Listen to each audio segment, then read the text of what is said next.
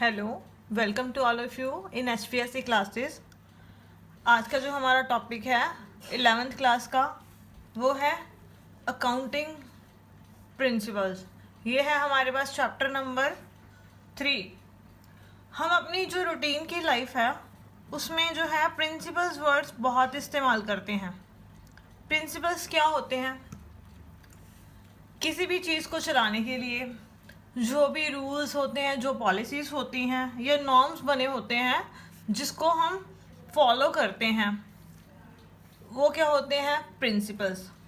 और यहाँ हम बात कर रहे हैं अकाउंटिंग प्रिंसिपल्स की। तो अकाउंटिंग प्रिंसिपल्स क्या हो गए? Accounting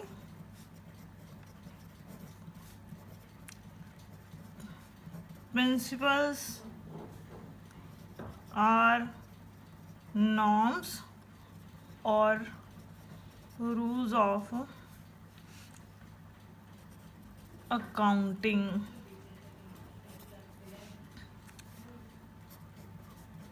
to maintain uniformity। तो अकाउंटिंग प्रिंसिपल्स क्या होते हैं? अकाउंटिंग प्रिंसिपल्स वो नॉर्म्स, रूल्स होते हैं जो अकाउंटिंग को चलाने के लिए ज़रूरी होते हैं, जिनके बिना अकाउंटिंग में यूनिफॉर्मिटी नहीं आती। वो रूल्स रेगुलेशंस जो अकाउंटिंग को चलाने के लिए क्या हैं? ज़रूरी हैं। वो क्या होते हैं? हमारे अकाउंटिंग प्रिंसिपल्स। और अब इसकी क्या क्या फीचर्स हैं हमारे पास? इसकी 3 फीचर्स हैं हमारे पास।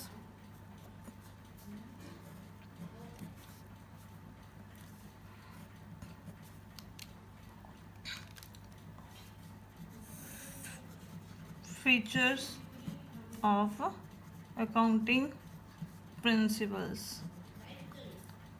फर्स्ट प्रिंसिपल की फीचर है मैन मेड। जो ये अकाउंटिंग प्रिंसिपल्स हैं वो मैन मेड हैं, यानी मनुष्य द्वारा बनाए गए हैं। इन्हें भगवान ने नहीं बनाया। इसे अकाउंटिंग करने के लिए अकाउंटेंट्स द्वारा बनाया गया है, यानी ये मैन मेड हैं। सेकंड फीचर है अकाउंटिंग प्रिंसिपल्स आर फ्लेक्सिबल। जो अकाउंटिंग प्रिंसिपल्स हैं वो टाइम टू टाइम चेंज होते रहते हैं according to the need of the time. जैसे जैसे टाइम चेंज हो जाता है वैसे वैसे जो ये रूल रेगुलेशंस हैं ये भी चेंज हो जाते हैं। जो प्रिंसिपल्स हैं वो चेंज होते रहते हैं। ये साइंस की तरह कठोर नहीं होते, स्टैटिक नहीं होते, ये चेंज होते रहते हैं। थर्ड है इसकी फीचर जनरली एक्सेप्टेड। जो अकाउंटिंग प्रिंसिपल्स होते हैं वो जनरली एक्सेप्टेड होते हैं। जनरली एक्सेप्टेड का मतलब हर जगह ये एप्लीकेबल होते हैं। वर्ल्ड के हम किसी भी कोने में चले जाएं ये वैसे के वैसे ही एप्लीकेबल होंगे पूरे वर्ल्ड वाइड भी। ठीक है बच्चों, तो ये थी अकाउंटिंग प्रिंसिपल्स की फीचर्स। ये मैन मेड होते हैं, मनुष्य द्वारा बनाए जाते हैं, ये आसमान से नहीं टपके होते। सेकंड, ये फ्लेक्सिबल होते हैं according to the need of time, ये चेंज होते रहते हैं, ये फिक्स नहीं होते।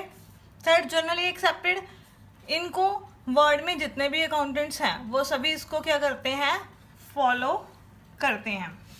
अगर हम कैटेगरी की बात करें अकाउंटिंग प्रिंसिपल्स की तो इनको कितनी कैटेगरी में डिवाइड किया जा सकता है? तो इसको हम 2 कैटेगरीज में डिवाइड करेंगे। फर्स्ट है अकाउंटिंग कॉन्सेप्ट्स।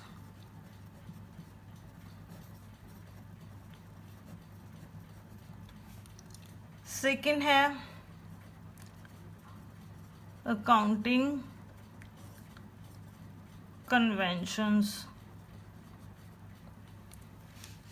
अब हम बात करते हैं अकाउंटिंग कॉन्सेप्ट्स की। अकाउंटिंग कॉन्सेप्ट्स क्या होते हैं? कॉन्सेप्ट्स मीन्स क्या होती है? धारणा। मीन्स किसी भी चीज़ के बारे में पहले से ही एज्यूम करके चलना, तो वो क्या होता है? कॉन्सेप्ट।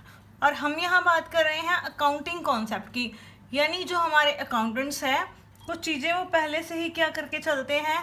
एज्यूम करके चलते हैं, कुछ चीज़ें मानकर चलते हैं जब वो किसी भी फॉर्म की, बिजनेस की अकाउंटिंग करते हैं, तो वो क्या होते हैं? Accounting concepts.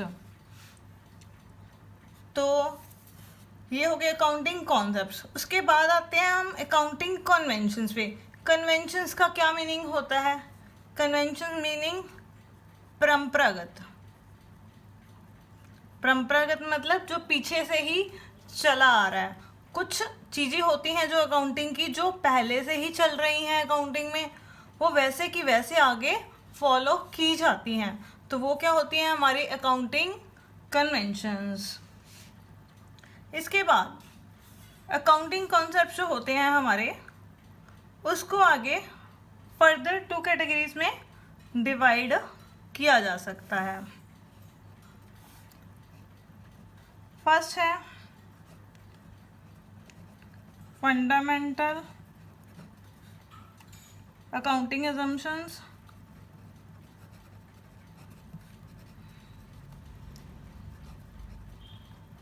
सेकेंड है अदर कॉन्सेप्ट्स। ठीक है बच्चों, अकाउंटिंग जो कॉन्सेप्ट्स होते हैं उनको भी आगे फर्दर 2 कैटेगरीज में डिवाइड किया जा सकता है। एक तो होते हैं फंडामेंटल अकाउंटिंग असम्पशंस और सेकेंड है अदर कॉन्सेप्ट्स। आप इसे दोबारा देख लें एक बार। अकाउंटिंग प्रिंसिपल्स क्या होते हैं? जो भी रूल्स, रेगुलेशंस, नॉर्म्स, गाइडलाइंस जो हम अकाउंटिंग करने के लिए फॉलो करते हैं, उसे हम क्या बोलते हैं? Accounting principles. इनकी क्या क्या फीचर्स होती हैं?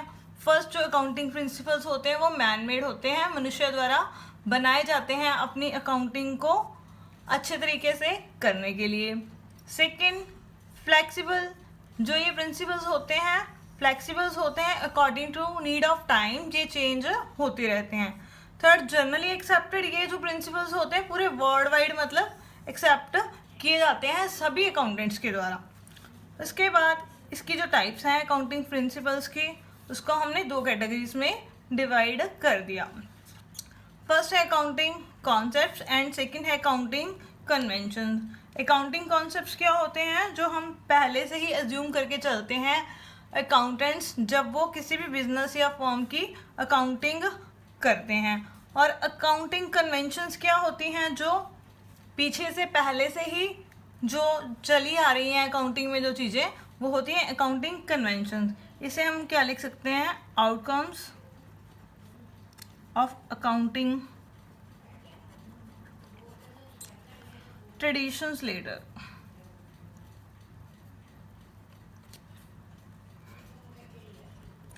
ठीक है बच्चों, जो आउटकम्स पीछे से जो अकाउंटिंग चली आ रही है पुराने ज़माने से, वो वैसे के वैसे आगे चल रहे हैं। तो अब हम करेंगे next fundamental accounting assumptions।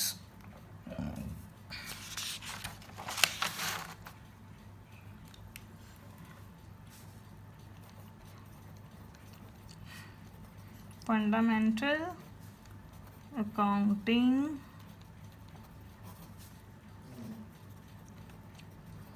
assumptions। अब ये फंडामेंटल अकाउंटिंग assumptions क्या होती हैं? बच्चों, जो हमारे इंडिया में जो भी रूल रेगुलेशंस होते हैं वो इंडिया में किसके द्वारा बनाए जाते हैं अकाउंटिंग के लिए?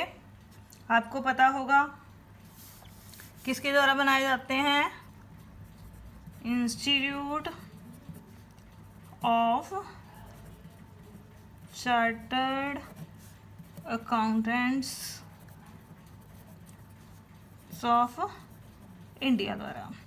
इंडिया में जो भी अकाउंटिंग के लिए रूल रेगुलेशंस बनते हैं वो कौन बनाता है? Institute of chartered accountants of India. तो इन्होंने कुछ रूल रेगुलेशंस बनाए हुए हैं। जो इन्होंने रूल रेगुलेशंस बनाए हुए हैं उन्होंने इसको अकाउंटिंग स्टैंडर्ड्स का नाम दिया हुआ है। तो जो अकाउंटिंग स्टैंडर्ड हमारा फर्स्ट है, अकाउंटिंग स्टैंडर्ड जो फर्स्ट है वो क्या कहता है? अकाउंटिंग स्टैंडर्ड फर्स्ट में फंडामेंटल अकाउंटिंग असम्पशंस में 3 कॉन्सेप्ट्स को इंक्लूड किया गया है। वो 3 कॉन्सेप्ट्स कौन कौन से हैं जिसको ICAI ने इंक्लूड किया है? फर्स्ट जो कॉन्सेप्ट है वो है going concern concept.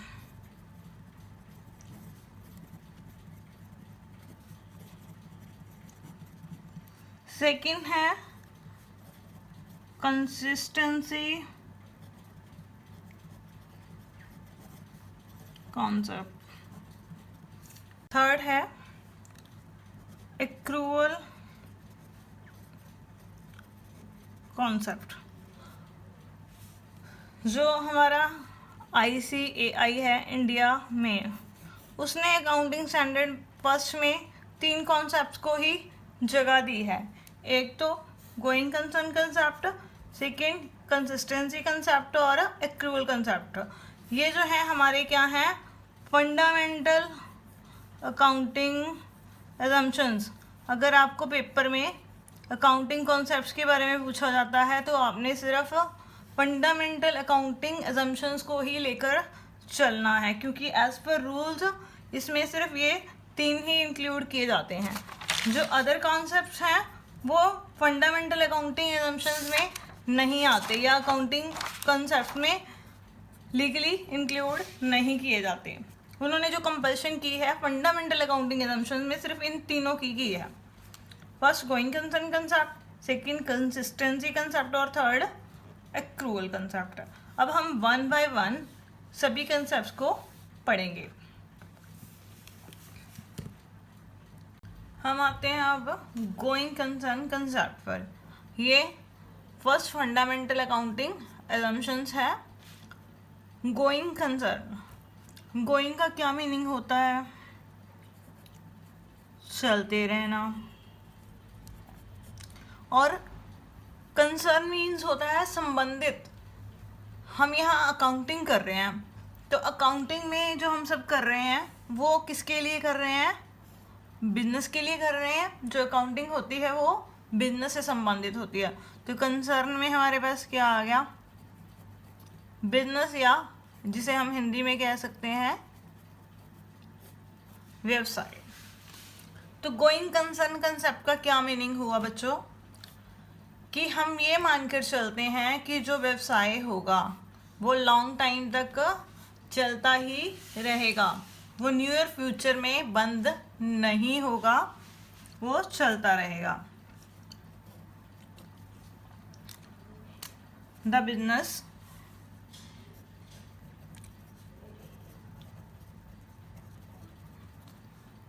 Continue for foreseeable future and there is no intention to close the business। इसमें हम क्या मानकर चलते हैं कि जो बिजनेस होगा वो कंटिन्यू चलेगा। फॉरसीबल फ्यूचर मीन आने वाले टाइम में अभी ये बंद नहीं किया जाएगा। व्यवसाय को बंद करने की कोई भी संभावना नहीं है। हमारा जो अकाउंटेंट्स होता है वो किसी भी बिजनेस फॉर्म में जाता है अकाउंटिंग करने के लिए। ये हमारी है बिजनेस फॉर्म और ये हमारा क्या है? अकाउंटेंट। जब भी कोई अकाउंटेंट किसी भी बिजनेस फॉर्म में अकाउंटिंग करने के लिए जाता है तो वो सबसे पहले क्या मानकर चलता है कि वो जो बिजनेस की अकाउंटिंग करने के लिए जा रहा है वो बिजनेस लॉन्ग टाइम तक क्या होगा? चलता रहेगा, वो आने वाले टाइम में बंद नहीं होगा। फर्स्ट जो हमारा है पॉइंट जो हम गोइंग कंसर्न कंसेप्ट के बेस पर मानकर चलते हैं वो क्या है, distinction between current asset and fixed assets on the basis of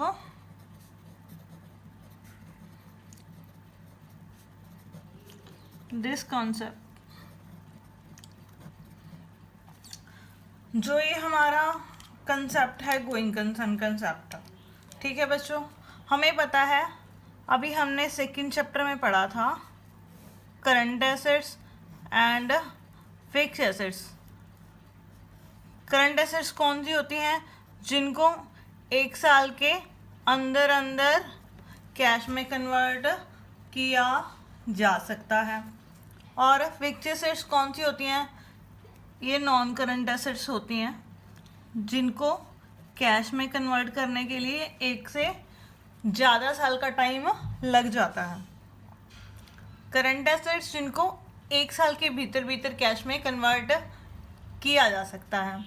और फिक्स्ड एसेट्स कौन सी हैं, जिनको 1 साल के अंदर अंदर कैश में कन्वर्ट नहीं किया जा सकता। तो अगर सपोज करो हम ये मानकर ही ना चलें कि हमारा जो बिज़नेस है लॉन्ग टाइम तक चलेगा। सपोज करो हम ये मानकर चलते हैं जो हमारा बिज़नेस है वो 3 मंथ्स के अंदर अंदर बंद हो जाना है। देखो बच्चों, अगर हम ये मान लें कि हमारा जो व्यवसाय है वो 3 महीनों के अंदर अंदर बंद हो जाएगा, तो फिर जो अकाउंटेंट होगा वो क्या करेगा, जो करंट एसेट्स होंगी और जो फिक्स्ड एसेट्स होंगी उसमें डिफरेंस कर पाएगा? नहीं कर पाएगा, क्योंकि जब 3 महीनों के अंदर ही बिजनेस को हमने सेल कर देना है या बंद कर देना है, तो उस टाइम में क्या होगा, तो वो सोचेगा क्या करंट एसेट्स और क्या फिक्स एसेट्स। जब बिजनेस तो 3 महीनों में ही बंद हो जाएगा। करंट एसेट्स जो हैं वो 1 साल से कम टाइम पीरियड वाली हैं और ये 1 साल से ज़्यादा टाइम पीरियड वाली हैं, और हमारे पास जो टाइम पीरियड है वो सिर्फ 3 महीने है। 3 महीनों में बिजनेस बंद होने वाला है, तो फिर ये करंट एसेट्स और फिक्स एसेट्स को हम डिवाइड नहीं कर पाएंगे। तो जो गोइंग कंसर्न कंसेप्ट है वो करंट एसेट्स और फिक्स एसेट्स को जो हम डिवाइड करते हैं 2 कैटेगरी में, वो इसी कंसेप्ट के बेस पर डिवाइड करते हैं। अगर हम ये मानकर चलते हैं कि फ्यूचर में बिजनेस बंद होने वाला है, तो इसका मतलब हम गोइंग कंसर्न जो अजम्पशन है या कंसेप्ट है उसको हम फॉलो नहीं कर रहे, उसको हम ड्रॉप कर रहे हैं। सेकंड पॉइंट आता है एक हमारे पास,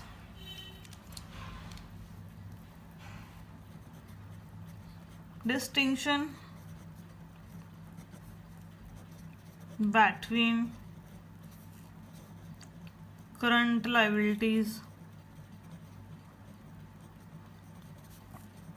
and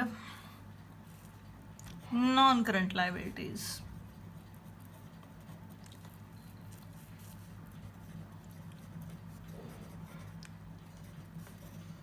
on the basis of this concept,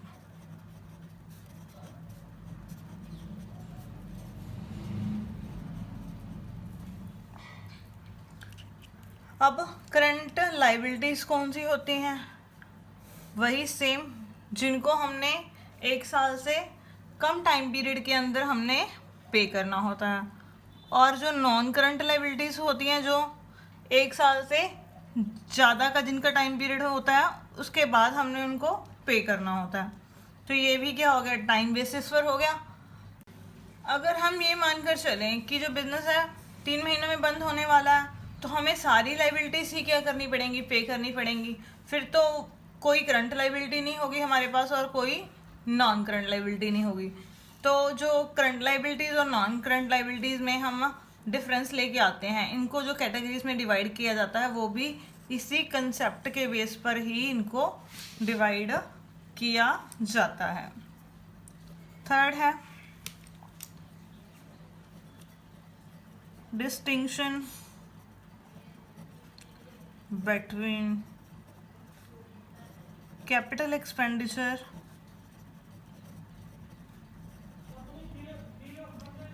and revenue expenditure.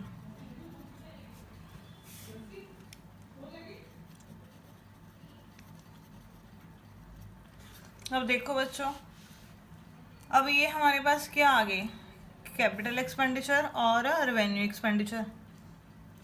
Capital expenditure क्या होते हैं, जिनका बेनिफिट हमें 1 साल से ज़्यादा टाइम तक मिलता है, और रेवेन्यू एक्सपेंडिचर क्या होते हैं, एक बार हो गए तो उनका बेनिफिट हमें एक बार ही मिलता है, आने वाले टाइम में उसका कोई बेनिफिट नहीं मिलता। तो अब इनको जो हमने डिवाइड किया है, ये भी क्या हो गया, टाइम बेसिस हो गया।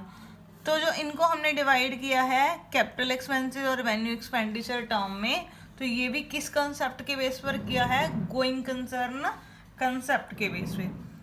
अब देखो बच्चा, इन तीनों में क्या चीज़ कॉमन है, एक चीज़ कॉमन है कि टाइम फैक्टर। टाइम फैक्टर कि हमारा जो बिजनेस है वो लॉन्ग टाइम तक अगर चलता है, उस वजह से ही इनको अलग अलग कैटेगरीज में डिवाइड किया जाता है।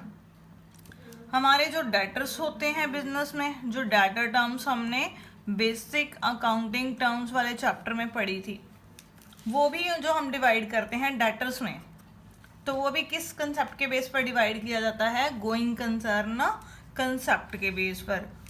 गोइंग कंसर्न कंसेप्ट क्या कहता है कि हमारा जो बिजनेस है वो आने वाले टाइम में वैसे का वैसे ही चलता रहेगा, उसे फ्यूचर में बंद करने की कोई भी संभावना नहीं है, और इसी कंसेप्ट के बेस पर ही जो एसेट्स हैं हमारी और लाइबिलिटीज़ हैं, एक्सपेंडिचर्स हैं, उनको अलग अलग कैटेगरी में डिवाइड किया जाता है। कोई भी जो ऑर्गेनाइजेशन है इस अजम्पशन को ड्रॉप नहीं कर सकता। इसके बाद हम करते हैं अब कंसिस्टेंसी कॉन्सेप्ट। अब हम करते हैं कंसिस्टेंसी कंसेप्ट। ये है सेकंड फंडामेंटल अकाउंटिंग अजम्पशन। अब कंसिस्टेंसी कंसेप्ट क्या होता है, कंसिस्टेंसी अजम्पशंस क्या है, ये अपने नाम से ही क्लियर कर रहा है। कंसिस्टेंसी, कंसिस्टेंसी में क्या आ गया, कंसिस्टेंट। कंसिस्टेंट का क्या मीनिंग होता है, जिसमें कोई चेंज ना हो, नो चेंज, जिसमें कोई परिवर्तन ना आए, जो एक जैसा ही चलता रहे, वो क्या होता है, कंसिस्टेंट। तो कंसिस्टेंसी असम्पशंस का क्या मतलब हुआ, सपोज हमने किसी ईयर किसी अकाउंटिंग प्रैक्टिस को फॉलो करा,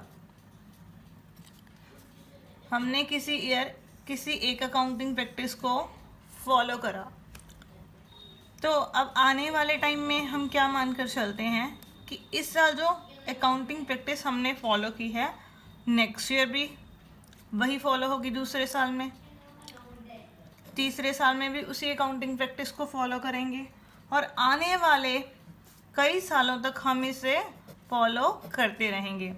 अकाउंटिंग प्रैक्टिस क्या होती है बच्चों, जो भी रूल्स या मेथड्स अकाउंट्स बनाने के लिए हम यूज़ करते हैं किसी प्रकार का, वो होती है अकाउंटिंग प्रैक्टिस।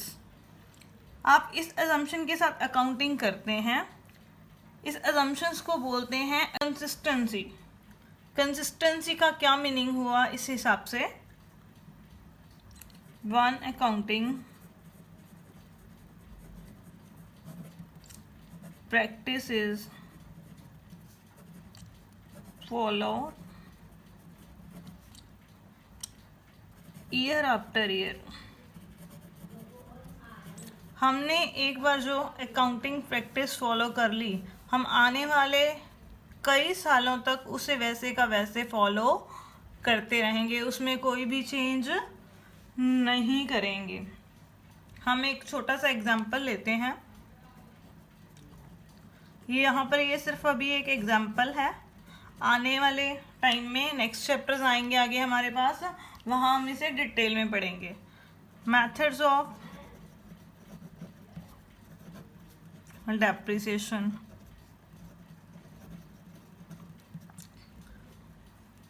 बच्चों डेप्रिसिएशन क्या होता है? Depreciation means fall in the value of fixed assets. Suppose हमारे पास कोई मशीनरी है, मशीनरी हमारी क्या होती है? Fixed assets. जब हम अपनी मशीनरी को यूज़ करते रहते हैं तो मशीनरी को यूज़ करने से उसकी वैल्यू में जो गिरावट आती है उससे हम बोलते हैं डेप्रिसिएशन। मीन्स डेप्रिसिएशन का क्या मतलब हुआ? गिरावट। किस चीज़ में? फिक्स्ड एसेट्स की वैल्यू में जो गिरावट आती है उसको लगातार यूज़ करने से, तो वो क्या होता है? डेप्रिसिएशन। हमारे पास अकाउंटिंग में डेप्रिसिएशन को जो मेज़र करने के जो मेथड्स हैं वो हमारे पास हैं 2 मेथड्स। फर्स्ट मेथड जो है हमारे पास वो क्या है? SLM और सेकंड है WDV। SLM means straight line method, second है रिटन डाउन वैल्यू मेथड। तो जो फिक्स एसेट्स की वैल्यू कम होती है उसको मेज़र करने के कितने मेथड हैं हमारे पास? 2 मेथड हैं, स्ट्रेट लाइन मेथड और रिटन डाउन वैल्यू मेथड। तो कंसिस्टेंसी कंसेप्ट में हम क्या सोच कर चलते हैं कि एक बार सपोज हमने स्ट्रेट लाइन मेथड यूज़ करना शुरू कर दिया फर्स्ट ईयर, तो क्या होगा? सेकेंड ईयर भी हम उसे फॉलो करेंगे, थर्ड ईयर भी उसे फॉलो करेंगे, फोर्थ ईयर भी उसे फॉलो करेंगे, आने वाले टाइम में उसे ही फॉलो करेंगे। तो अब बच्चे पूछेंगे मुझसे कि मैम क्या एक बार हमने स्ट्रेट लाइन मेथड अडॉप्ट कर लिया, ये अकाउंटिंग प्रैक्टिस हमने अडॉप्ट कर ली, तो क्या उसके बाद आने वाले टाइम में उसमें कोई चेंज नहीं हो सकता? जी नहीं, इसमें चेंज हो सकता है, बट किन केसेस में हो सकता है? Accounting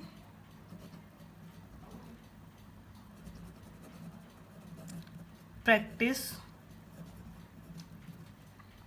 can be change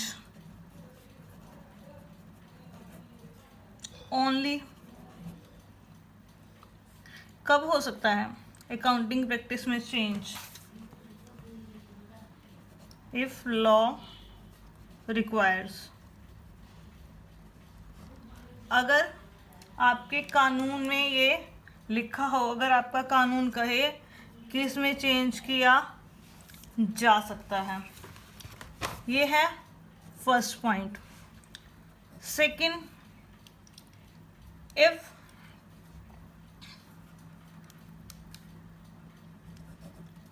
accounting standard required.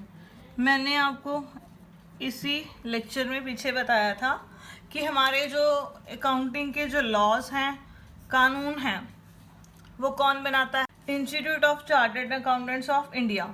तो अगर हमारे अकाउंटिंग स्टैंडर्ड्स में लिखा है कि इसको बदला जाना चाहिए, इसमें ये वाला मेथड नहीं लगेगा, इसको चेंज करना पड़ेगा, तब हम इसे चेंज कर सकते हैं। थर्ड जो पॉइंट है हमारे पास वो क्या है? For better presentation of financial statements। हमारे जो फाइनेंशियल स्टेटमेंट्स होते हैं हम बनाते हैं, अगर उनकी बेटर प्रेजेंटेशन के लिए हमें लगता है कि हमें अपनी अकाउंटिंग प्रैक्टिस को चेंज कर देना चाहिए, तो उस केस में ये चेंज हो सकती है। बच्चों, अगर मैं आपको सिंपल वर्ड में समझाऊं तो कंसिस्टेंसी क्या होती है? जो एक बार हमने रूल मेथड्स अकाउंटिंग में अडॉप्ट कर लिया, यूज़ करना शुरू कर दिया, तो उसे आने वाले सालों में हम उसे ही यूज़ करते रहेंगे, उसमें चेंज नहीं कर सकते। उसके बाद है, हमने एग्जांपल लिया था मेथड्स ऑफ डेप्रिसिएशन का। डेप्रिसिएशन क्या होता है? जब फिक्स एसेट्स की वैल्यू कम हो जाती है लगातार उसको यूज़ करने से। तो इसके दो मेथड बताए थे मैंने आपको अभी, एक स्ट्रेट लाइन मेथड और second written down value methods. और जो अकाउंटिंग प्रैक्टिस हैं वो सिर्फ कुछ कंडीशन में ही चेंज हो सकती है, उनके अलावा ये चेंज नहीं हो सकती। इफ़ लॉ रिक्वायर्स, अगर हमारे कानून में ये लिखा है कि इसको बदलना पड़ेगा तो आपको ये बदलना पड़ेगा, यानी आप इसको चेंज कर सकते हो उस कंडीशन में। Second, if accounting standard requires, अगर हमारे अकाउंटिंग स्टैंडर्ड्स कहते हैं, क्योंकि जो हमारे अकाउंटिंग स्टैंडर्ड्स हैं वो भी हमारे एक तरह के क्या हैं, कानून हैं, एक तरह के लॉज हैं। थर्ड है for better presentation of financial statements, अगर हमें लगता है हमें अपने फाइनेंशियल स्टेटमेंट्स को बेटर बनाने के लिए, उसकी प्रेजेंटेशंस को बेटर बनाने के लिए इसे चेंज करना पड़ेगा, तो उस कंडीशन में हम इसे चेंज कर सकते हैं। अब हम करते हैं थर्ड असम्पशन, एक्रूअल कंसेप्ट।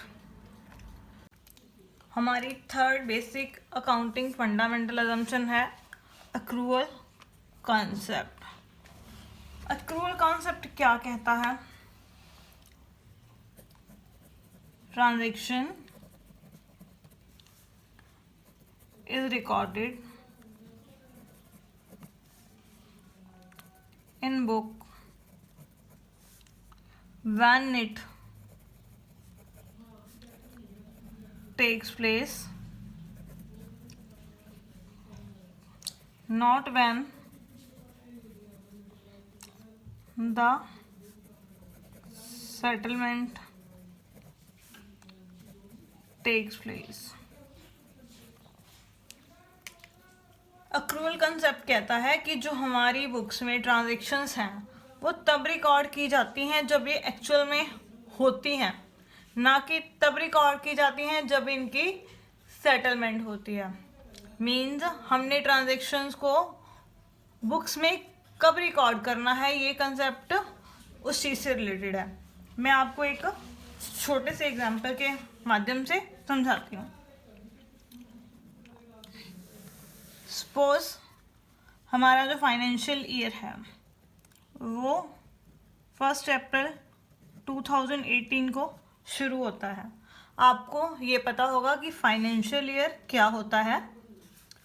जो हमारा अकाउंटिंग बनाने का जो टाइम होता है वो टोटल 12 मंथ्स का होता है। हम जो अकाउंट्स बनाते हैं, बुक्स बनाते हैं, वो एक बार में 12 महीनों के लिए बनाते हैं, तो वो हमारा क्या होता है, फाइनेंशियल ईयर। तो ये 1 अप्रैल 2018 से शुरू हो गया और ये ख़त्म कब होगा, 12 महीने कब होंगे, 31 मार्च 2019 को। 1/4/2018 को शुरू हुआ, 31 मार्च को ख़त्म होगा। सपोज उससे कुछ दिन पहले मैंने गुड्स खरीदी 5 मार्च 2019 को। मैंने एक वीक पहले गुड्स खरीदी,